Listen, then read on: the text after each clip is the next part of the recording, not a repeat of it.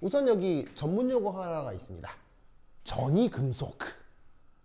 영어 표현으로는 뭐라고 부르냐면 트랜지션 메탈이라고 하는데, 저 녀석이 주기율표 전체를 이해하고 그 다음에 여러 그 화학적인 물질들의 구조 이해를 하는 데 있어서 조금은 어려우면서 상당히 중요한 주제들이거든요.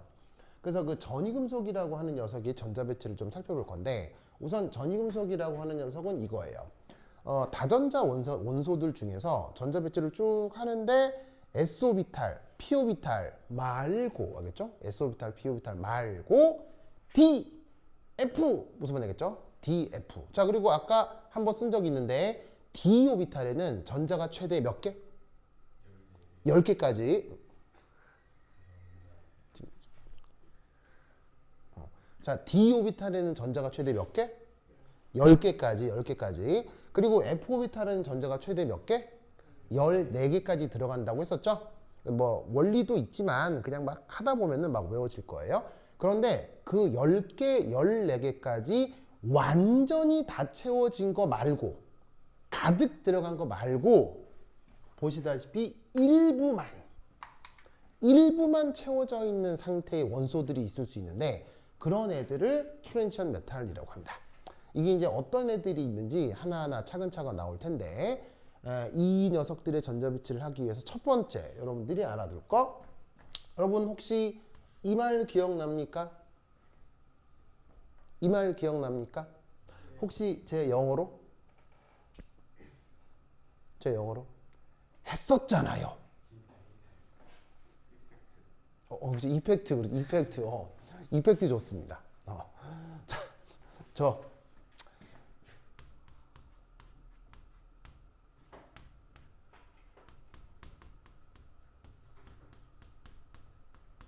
penetration effect라고 했었죠. 뜻은 뭐예요? 뜻은 침투효가 바로 S오비탈에서 주로 얘기를 하는 건데, S오비탈에 있는 전자는 희한하게도 어느 쪽으로 잘 접근을 한다? S오비탈에 배치된 전자는 희한하게도 어느 쪽으로 잘 접근을 한다? 핵.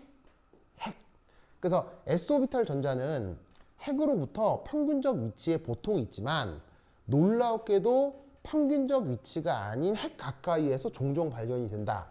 높은 확률로 발견이 된다. 라고 얘기를 했었는데, 그걸 침투효과라고 했었죠. 기억나요? 그것이 다전자 원자 오비탈들에서도 나타나는데, 그 침투효과가 바로, 자, 여기서 N은 뭐겠어요? N은 주양자수. 그 주양자수에 해당하는 주양자수 하나 적은 D오비탈. 무슨 말인지 알겠어요? 그럼 예를 들어 잘 봐요. 이 자리가 4면, 주양자수가 4면 몇 D오비탈을 얘기하는 거겠어요? 4S면 3D를 얘기하는 거고요. 5S면 몇 D를 얘기하는 거겠어요?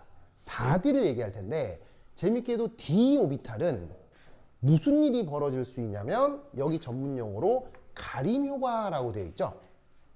가림은 영어로 뭐라고 부르냐면 쉴드라고 부릅니다.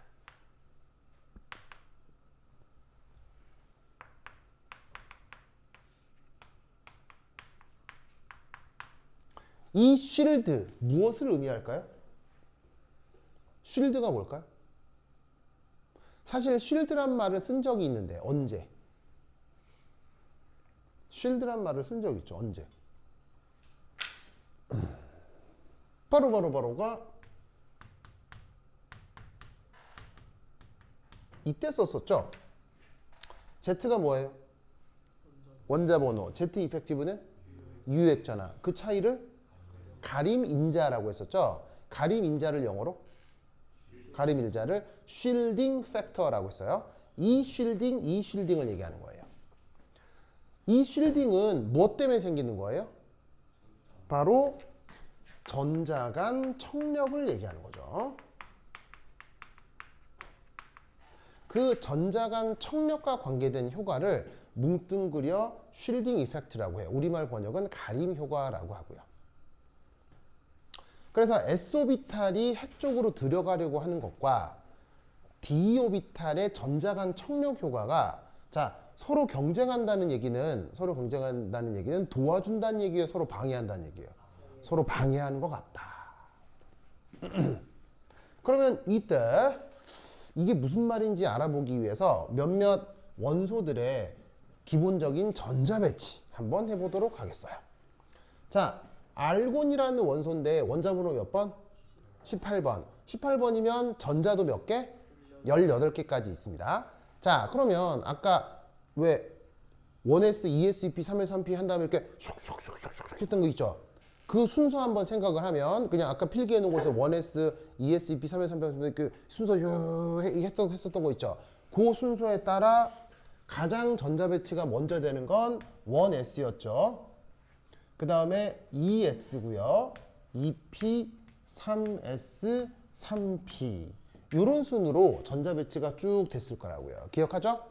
그래서 아까 써놓은 그 싸움 원리, 빌딩업 프린시플에 따라서 어디서 먼저 전자 배치가 되고 어디서 나중에 전자 배치가 되고 하는 것을 사실은 결론을 외워야 되는데 아직 익숙하지 않다고 하면 아까 그 썼던 그 1S, 2S, 2P, 3S, 3P, 3D 적어 놓은 다음에 이 사선을 쭉 그려 놓은 걸 이렇게 모퉁이에 써놓고 그걸 보고 첫 번째 1S, 그 다음 2S 이렇게 찾아 나가면 된다고요.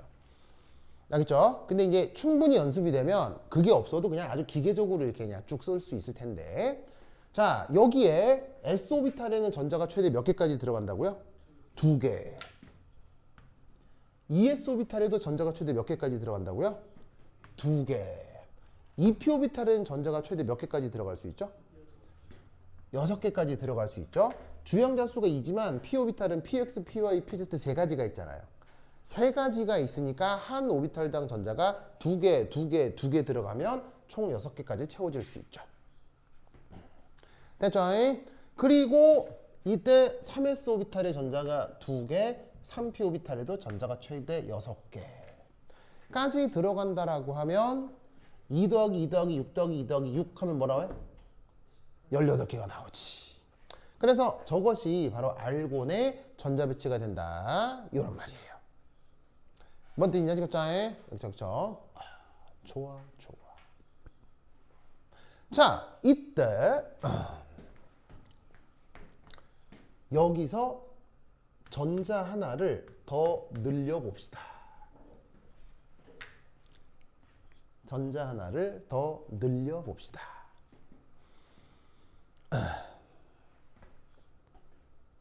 자, 그럼 여기서 19번 원소 얘 이름이 뭐예요? 포타슘이라고 하죠. 그 일본식 표현으로는 칼륨. 그다음에 영어 표현으로는 포타슘. 알겠죠? 그래서 친일파면 칼륨, 친미파면 포타슘. 아시겠죠? 자기의 이제 정치적 성향에 따라 골라주시면 돼요. 알겠죠? 네. 네, 칼륨이라고 못 알아듣습니다. 포타슘이라고 해야 돼요. 영미권에서는 포타슘입니다. 그리고 이제 독일하고 일본에서 칼륨이라고 하죠.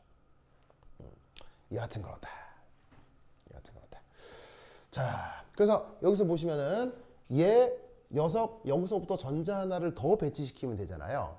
그래서 이때 이 녀석을 어떻게 표기할 수 있냐면 1s2, 2s2, 2p6, 3s2, 3p6. 자, 여기까지 채우면 전자가 몇 개예요? 자, 여기까지 채우면 전자가 보시다시피 18개잖아요. 여기서 하나를 더 채우면 되거든요.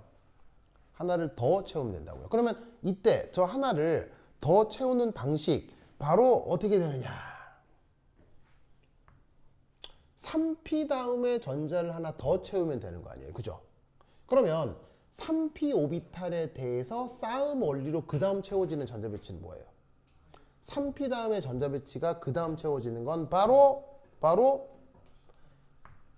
3d 아니면 4s.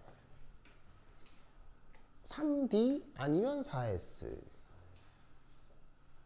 그러면 만약에 전자가 여기 채워지면 여기에 전자 하나가 더 들어간다 라고 하면 18개 하나 더 더해서 19개가 되는 거고, 그 다음 전자 하나가 요리 들어간다 라고 하면 그래도 19개의 전자를 설명할 수 있는 거죠. 맞나요? 맞죠, 맞죠? 그러면 이때 결론적으로 어떻게 되느냐? 우리가 기존에 배웠던 싸움 원리에 의하면 둘 중에 어떤 게 더 맞아요? 바로 요 놈이 더 맞다 이런 얘기지. 여기에 하지 마시고. 무슨 말인지 알겠죠?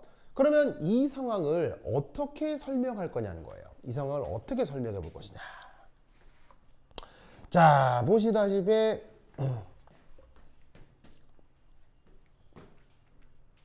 여기서 이제 4s 오비탈의 뭐가 나타나느냐? 침투 효과. 그 덕에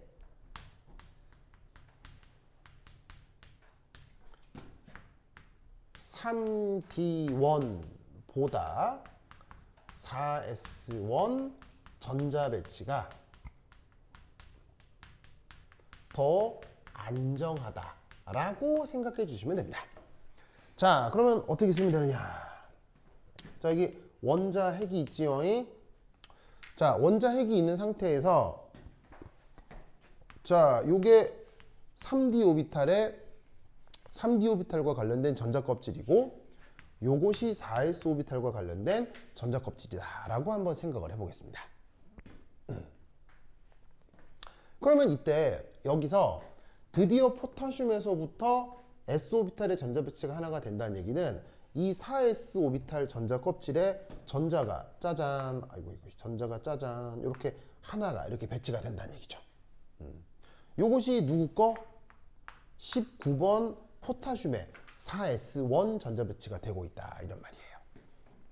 이때 여기서 알아두실 거, 요 3D가 4S보다는 핵으로부터의 평균 거리,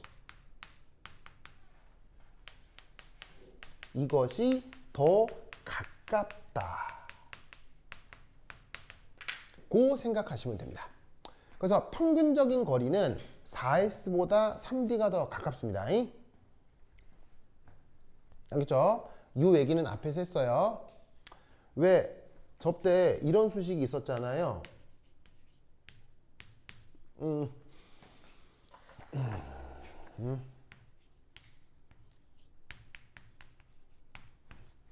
뭐 외울 필요는 없는데 왜 예전에 이런 수식 썼었죠?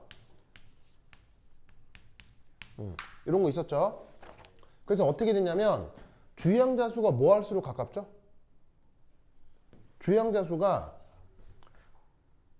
얘는 작을수록 얘가 가까워졌죠. 그 다음 가군동량 양자수는 클수록 가까워졌죠. 핵에. 그럼 잘 봐요. 주양자수 3, 4 어디가 더 가까워요? 3, 4 어디가 더 가까워? 핵에. 3이 더 가깝고요. 가군동량 양자수 2, 가군동량 양자수 0 어디가 더 가까워요? 어디가? D가 더 가까운 거예요. 무슨 말인지 알겠어요? 그러니까 여러모로 얘보다 얘가 더 가까이 평균적인 거리는 핵에 더 가깝다 이런 말이지. 그래서 4S를 뒤쪽에 그린 건데 여기에 전자가 하나 채워진 게 19원 전자 배치일 텐데 이때 어떤 일이 벌어진다라고 생각하면 되냐면 이 S 오비탈에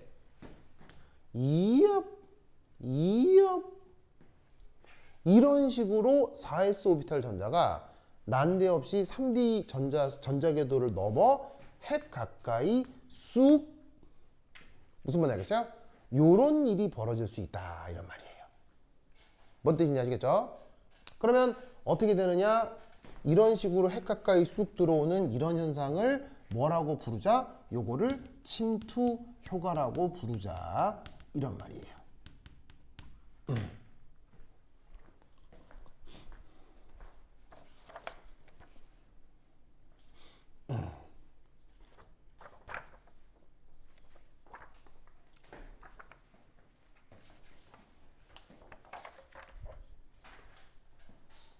아시겠죠? 그래서 여기에 있는 포타슘의 경우 D오비탈 전자가 아니라 S오비탈의 전자가 채워지면 침투 효과에 의해서 이 전자가 더더욱 안정해질 수 있다 이런 뜻이에요. 됐죠? 그러면 19번 됐고 20번 전자 배치는 어떻게 해주시면 되겠어요? 그럼 20번 전자 배치를 하자고 하면 20번의 칼슘은 이렇게 표기를 하면 되겠네요. 1s2, 2s2, 2p6, 3s2, 3p6 한 다음 어떻게 돼? 4s 오비탈에 하나가 더 들어간다. 이렇게 생각을 해주시면 되는 거죠. 알겠죠? 왜냐하면 한 오비탈에는 전자가 최대 몇 개까지 들어가니까 2개까지 들어갈 수 있으니까. 알겠죠? 이때 여기 잘 보시면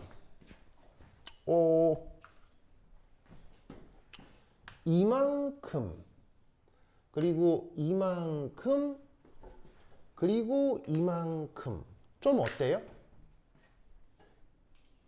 저만큼 저만큼 저만큼이 좀 어때요? 반복적이죠? 전자 배치를 쓸 때. 그래서 어떤 관습이 있냐면 얘를 이렇게 표기하는 방법이 있습니다.